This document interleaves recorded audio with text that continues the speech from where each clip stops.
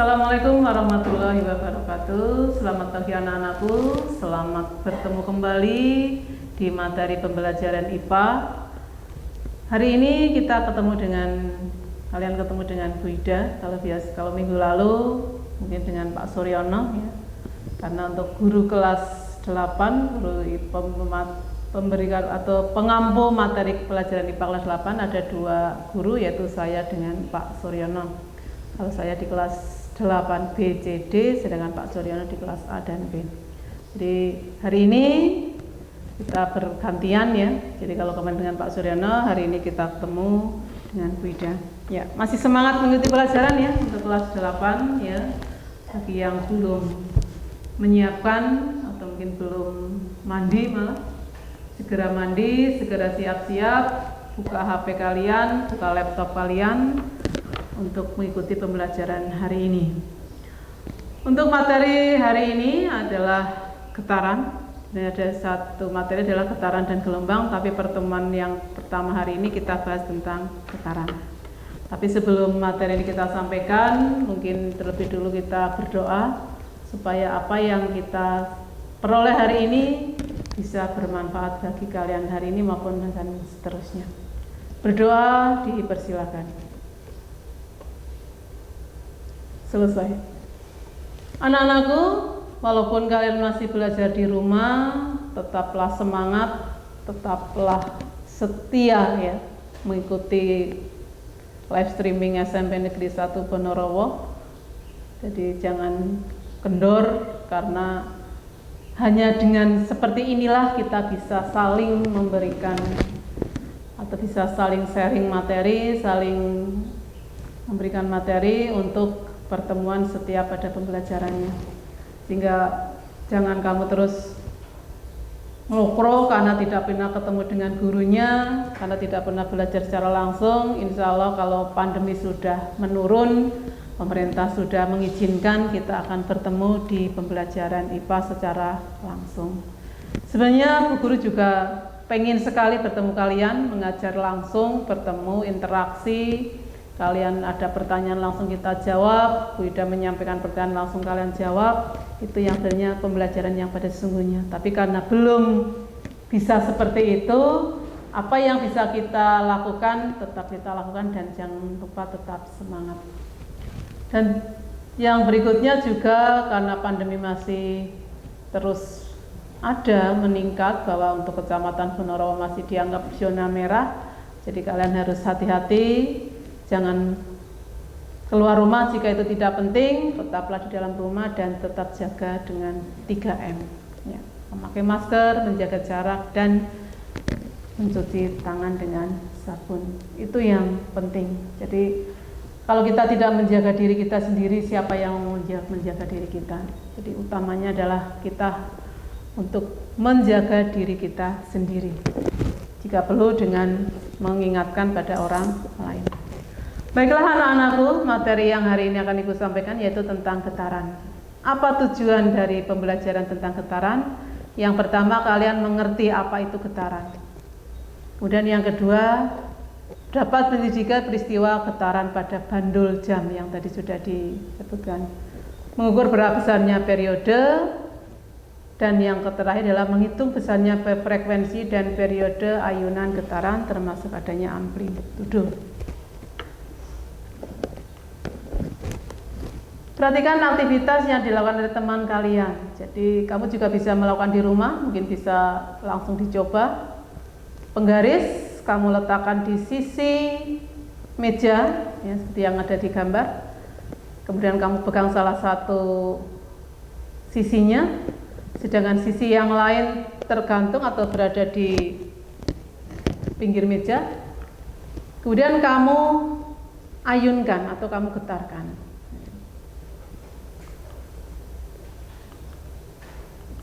Ya. Dari penggaris tadi yang kamu coba, itu ternyata bahwa penggaris akan bergerak bolak-balik. Sama dengan yang ada pada gambar di situ, yaitu sebuah bandul yang digantung ya, atau sebuah bola kecil yang digantung dengan menggunakan statif. kemudian kita gerakan. Atau ada jam itu ya, juga selalu bergerak memutar atau bergerak memutar, itu juga termasuk melakukan gerakan. Jadi bandul yang diayun maka akan bergerak bolak-balik secara periodik. Periodik itu artinya secara teratur melalui titik seimbang atau titik setimbang. Jadi pada waktu bandul diam, berarti bandul dalam keadaan titik setimbang, dan kita gerakan maka akan bergerak bolak-balik secara periodik melalui titik kesetimbangan.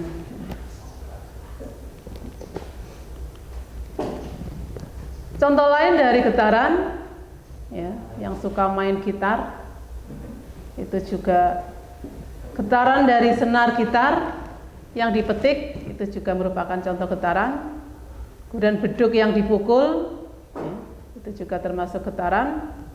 Dan getaran pegas, ya, atau per, atau selinki yang diberi bandul, maka akan bergerak bolak-balik secara periodik dan melalui titik keseimbangan atau titik yang setimbang.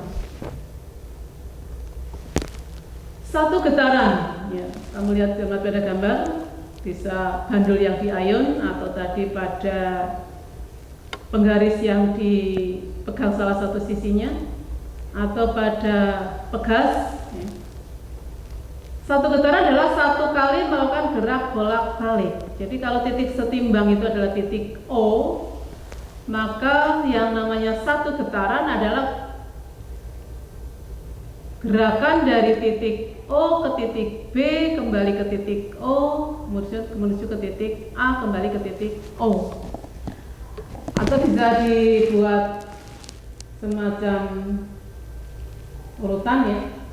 Jadi satu getaran adalah dari A, O, B, O, A. Itu jika dihitung dari titik A. Atau jika dimulai dari titik O berarti O, A, O, B, O. Dari titik O ke B, ke O lagi, ke A, kembali ke O. Jadi satu getaran adalah berawal dari titik setimbang kembali ke titik seimbang. Atau dari titik B berarti B ke O, ke A, kembali ke O, kemudian menuju ke B. Atau untuk pemahaman sederhana bahwa satu getaran adalah biasanya melewati 5 titik, di mana titik awal sama dengan titik akhir. Sama juga dengan yang penggaris, ya, sama juga untuk yang pegas. Mungkin kalian bisa memahami lebih mudah, yaitu pada bandul yang diayun tadi. Itu yang kita sebut dengan satu getaran. Jadi gerak bolak-balik melalui titik kesetimbangan, dan itu kembali ke titik kesetimbangan. Simpangan adalah jarak benda bergerak dengan ke titik keseimbangannya, berarti dari titik O ke C itu simpangan, atau titik O ke B itu juga simpangan, atau dari titik O ke C ke A, itu namanya simpangan, atau yang kita sebut dengan amplitudo atau simpang getar. Amplitudo adalah simpangan terjauh. Jadi amplitudo adalah jarak atau simpangan terjauh benda yang bergetar. Jadi tadi sudah disebutkan jarak O ke A atau jarak O ke B. Jadi kalau kamu mungkin pernah main ayunan, kemudian ada teman kamu duduk di ayunan, temanmu tiba-tiba didorong sak pole, ya, sampai di sak pole terus dilepas, maka kamu adalah melakukan amplitudo atau simpangan terjauh. Cara zaman biyen istilahnya disundul poyo gitu ya. Jadi dorong sak kuatnya terus dilepas, maka kamu akan berayun, ya. Dimana amplitudonya semakin lama semakin pendek. Ada dua pengertian yang wajib kamu pahami. Yang pertama adalah periode, yang kedua adalah frekuensi. Periode adalah selang waktu yang dibutuhkan untuk melakukan satu kali getaran atau pemahamannya adalah periode adalah waktu yang dibutuhkan untuk melakukan satu kali getaran. Jadi contohnya tadi, ya,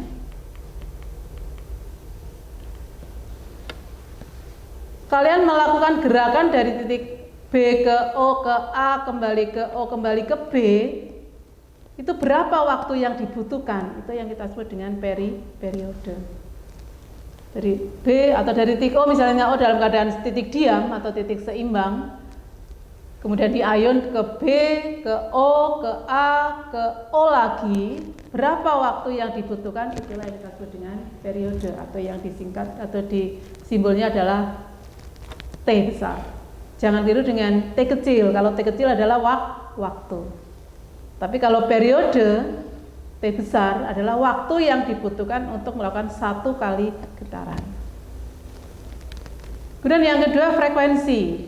Lambangnya adalah F kecil. Oh iya, maaf, untuk periode satuannya adalah sekon. Kemudian yang kedua frekuensi atau F kecil, F ya, bukan V ya, karena kadang banyak anak yang bingung membedakan antara F dengan V. Kalau beda biasanya kalau F ya, kalau V. Tapi ini F-nya F kecil. Kalau nanti keliru dengan F besar berarti beda lagi simbol itu untuk gaya. Jadi frekuensi adalah banyaknya getaran setiap satuan waktu. Jadi kalau periode waktu yang dibutuhkan untuk melakukan satu kali getaran, jadi dari titik diam kembali ke titik diam, itu berapa waktunya? Kalau frekuensi adalah setiap detik berapa getaran yang terjadi, atau ada waktu banyaknya getaran yang terjadi itu berapa? Sehingga dengan F atau frekuensi atau jumlah getaran sempurna yang terjadi dalam waktu 1 sekon. Jadi karena kita satuannya sekon untuk waktu, berarti setiap sekon itu berapa getaran yang terjadi, itu adalah frekuensi. Sehingga secara matematis bisa dibuat rumus F atau frekuensi adalah jumlah getaran dibagi waktu, atau jumlah getaran itu N kecil per T, dan T sama dengan T itu periode, jadi waktu yang dibutuhkan untuk terjadi satu kali getaran adalah T per N. Sehingga secara sederhana bisa kamu pahami bahwa antara frekuensi dengan periode adalah kebalikannya. Kalau periode adalah T per N, sedangkan frekuensi adalah N per T. Untuk satuan frekuensi adalah Hertz, Hz. Sigma itu buat kita baca jumlah, berarti sigma getaran atau N atau sama dengan jumlah getaran. T waktunya adalah bentuk sekon, periode juga waktunya sekon. Itu ya.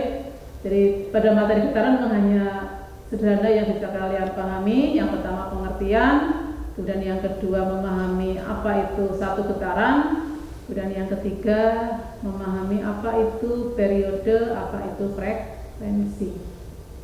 Ya. Sehingga hubungan antara periode dan frekuensi dapat ditulis T sama dengan 1/F atau F sama dengan 1/T. Sehingga kalau kita bisa ketahui periodenya, maka bisa kita ketahui frekuensinya. Hanya dibalik. Ya, latihan soal nomor 1. Burung kolibri menggerakkan sayapnya selama 5 detik membuat 300 kepakan sayap.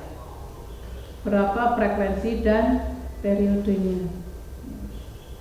Ditulis ya.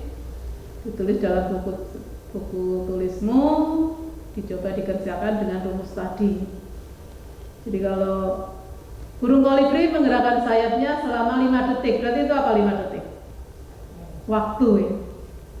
Atau T, berarti diketahui T sama dengan 5 detik. T kecil ya, bukan T besar. Membuat 300 kepakan sayap, berarti 300 apa? N, 300 kepakan. Berapa frekuensi dan periodenya? Berarti frekuensi F sama dengan N per T, periodenya berarti T T per N. Jadi hanya dua angka itu kamu bolak-balik untuk menghitung besarnya frekuensi dan periode. Saya kira soal yang sangat sederhana, hanya dengan melihat angka sudah bisa kita ketahui jawabannya. Itu yang pertama. Kemudian yang kedua, perhatikan gambar bandul berikut. Bandul bergerak dari A ke C memerlukan waktu 0,2 sekon dan jarak ABC 10 cm. Berapa frekuensi dan amplitudo bandul tersebut? Jadi frekuensi tadi N per T, banyaknya getaran